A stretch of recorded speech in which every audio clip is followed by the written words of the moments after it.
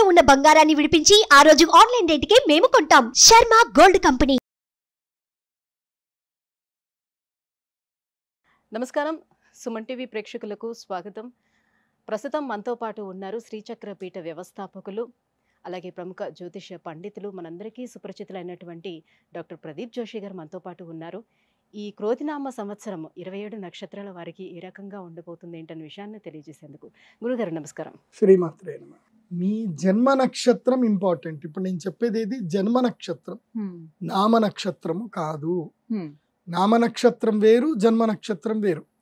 నామ నక్షత్రానికి ఏ రాశి ఫలాలు గాని ఏ గోచార ఫలితాలు గాని వర్తించవు.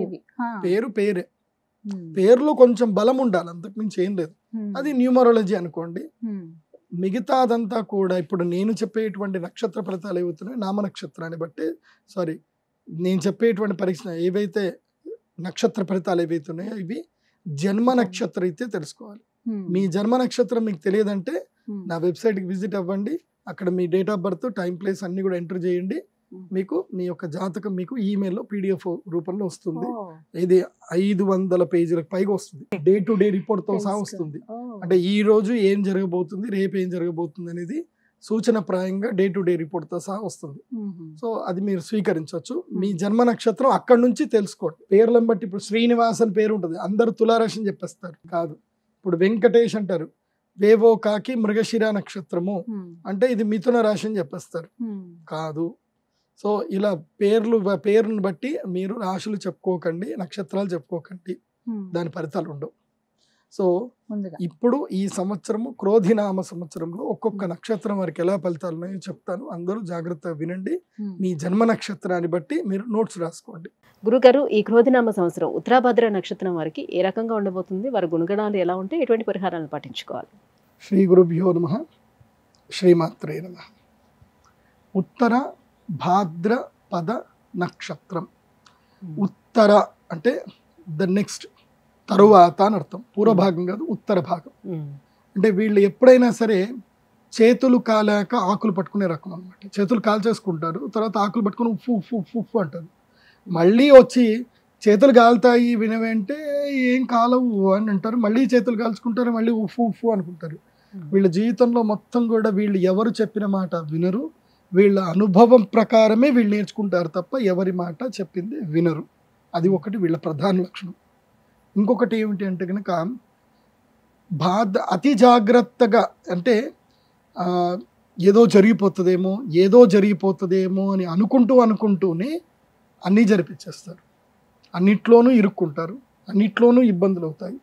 వీళ్ళ జీవితంలో వీళ్ళు చేయవలసిందల్లా ఒక్కటే, వీళ్ళు సీక్రెట్స్ మెయింటైన్ చేసుకుంటే చాలు. వీళ్ళ జీవితంలో సీక్రెట్స్ మెయింటైన్ చేయరు. వాళ్ళ జుట్టు ఇంకోళ్ళ చేతికి పోయి మరీ పట్టుకున్న జుట్టు పట్టుకో అని జుట్టు మొత్తం వాళ్ళ చేతిలో పెట్టేస్తారు. సో జుట్టు ఇంకోళ్ళ చేతిలో పెట్టాక ఇంకా మీరు చేసేది ఏం చేయలేరు. వీళ్ళకి ఇంకోటి ఏంటంటే వీళ్ళకి జ్ఞాపక శక్తి కొంచెం తక్కువ. అంటే ఎలాంటివి అంటే పాస్వర్డ్లు కానీ పెట్టుకోవడం కానీ, ఇంకోటి ఏంటంటే వీళ్ళ వస్తువులు క్యారీ చేసుకోవడం కానీ, వీళ్ళకి అదొక రకమైన బద్ధకం, అదొక రకమైన ఇది.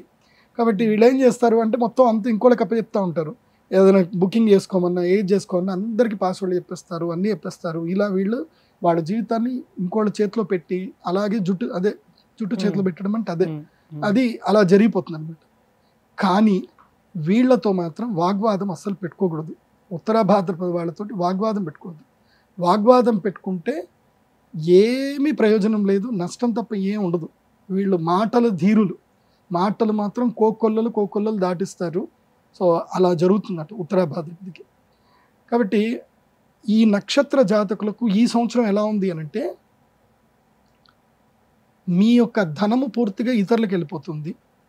మీరు గొడ్డు కష్టం చేస్తారు ఈ సంవత్సరం. అంటే ఏదైతే కనుక ఎద్దు, ఇప్పుడు గానుగ నూనెది తీసే దగ్గర నేను వెళ్ళి చూశాను. ఆ ఎద్దును కట్టేస్తాడు, ఇక వాడు ఒక 5 నిమిషాలకు ఒకసారి దాన్ని కొడతానే ఉంటాడు. ఏదో సినిమా పాటలు పెట్టుకుంటాడు, కూర్చుంటాడు. ఆ ఎద్దు తిరుగుతానే ఉంటుంది, అయినా దాన్ని కొడతాడు. అయితే నేను వెళ్ళినప్పుడు నేను అడిగా, ఎందుకురా దాన్ని కొడుతున్నావు, అది తిరుగుతుంది కదా అని అంటే, సార్ మీరు ఇప్పుడు ఉంటారు వెళ్ళిపోతారు, మీకు ఎందుకు సార్ ఇవన్నీ అంటే, లేదు అది ఒక మంచి జంతువు, సాధు జంతువు, అది తిరుగుతానే ఉంది, అంతకుమించి అయితే ఫాస్ట్ అయితే తిరిగా, కానీ ఎందుకు కొడుతున్నావు అంటే, సార్ కొట్టాలి సార్, కొట్టకపోతే అది నన్ను కొడతారు అన్న భయం పోతుంది సార్, దానికి ఆ భయం పోయిందనుకోండి మా మీదకి వస్తుంది అది. సో దాన్ని కొడుతూనే కంట్రోల్లో పెట్టాలి, లేకపోతే దానికి ఏమనిపిస్తుంది అంటే ఇంకా మమ్మల్ని కొట్టరు అన్న ధైర్యం వచ్చేస్తుంది. దానికి ధైర్యం వస్తే మేము ఎట్లా కంట్రోల్ చేస్తాం సార్, అందుకోసం కొట్టాల్సిందే దాని ఎద్దును కొడతాం అని అంటాడు అనమాట. సో ఈ సంవత్సరం కూడా వీళ్ళకి ఎద్దులాగానే కొడతానే ఉంటారు.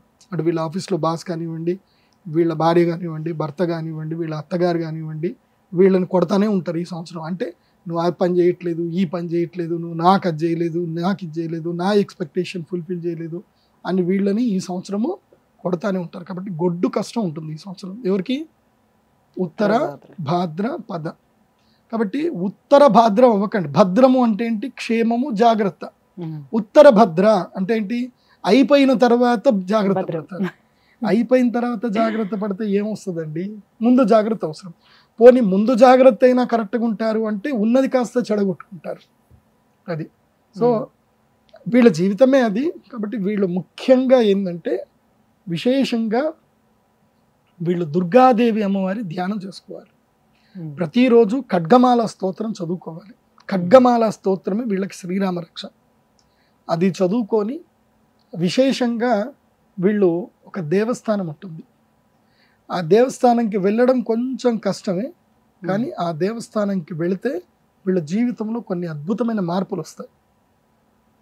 ఆ దేవాలయం ఏమిటి అని అంటే కనుక బద్రీ కేదారనాథ స్వామి వారి దగ్గర నుంచి ఇంకా కొంచెం ముందుకు వెళితే అక్కడ మనకి వసుధార అనేది పడుతుంది. ఆ వసుధార దగ్గర ఒక కొలను ఉంటుంది.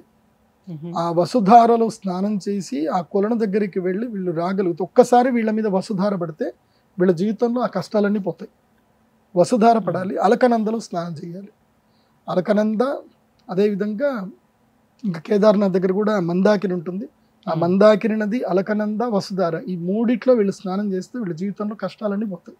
వీళ్ళకి ఏ ప్రాబ్లమ్స్ రావు. బద్రీ కేదార్నాథ్. బద్రీ కేదార్నాథ్. ధన్యవాదాలు గురుగారు. శ్రీమాన్. సుమన్ టీవీలో మీ పర్సనల్ అండ్ బిజినెస్ ప్రమోషన్స్ కోసం కింది నెంబర్కి కాంటాక్ట్ చేయండి.